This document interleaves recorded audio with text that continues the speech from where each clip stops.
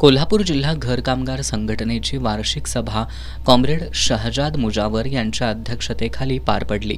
या सभेत general secretary comrade Ujjwala Shelar यांनी संघटनेच्या कामाचा आढावा मांडला। यावेळी त्यांनी वार्षिक सभेच्या माध्यमातून घरेलू कामगारांच्या मुलांना शिष्यवृत्ती लागू करावी, घरेलू कामगारांसाठी किमान वेतन कायदा लागू करा, एका तासाच्या कामाला 75 रुपये याप्रमाणे वेतन मिळावं, 55 ते 60 वयाच्या घरेलू कामगारांना 10,000 रुपये सन्मान रक्कम मिळावी, घरेलू कामगारांना घर बांधण्यासाठी 5 लाख रुपये अनुदान मिळावं, घरेलू कामगारांना गृहोपयोगी भांडी संच वाटप करण्यासाठी होणारा अक्षम्य विलंब टाळून त्वरित संच वाटप करण्याची मागणी आदी मागण्या मांडल्या। संघटनेचे मार्गदर्शक कॉम्रेड दत्ता माने यांनी प्रास्ताविकातून संघटनेच्या कामांची माहिती दिली। C2च्या राज्य पदाधिकारी कॉम्रेड आनंदी आवडे यांनी आपल्या मार्गदर्शनपर भाषणात घरेलू कामगारांनी आपल्या मागण्या पूर्ण करून घेण्यासाठी सरकारविरोधात संघर्ष करण्यासाठी एकजूट ठेवावी असं आवाहन केलं।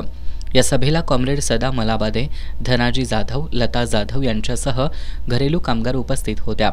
या सभेत संघटनेच्या पदाधिकाऱ्यांच्या त्रैवार्षिक निवडी करण्यात आल्या।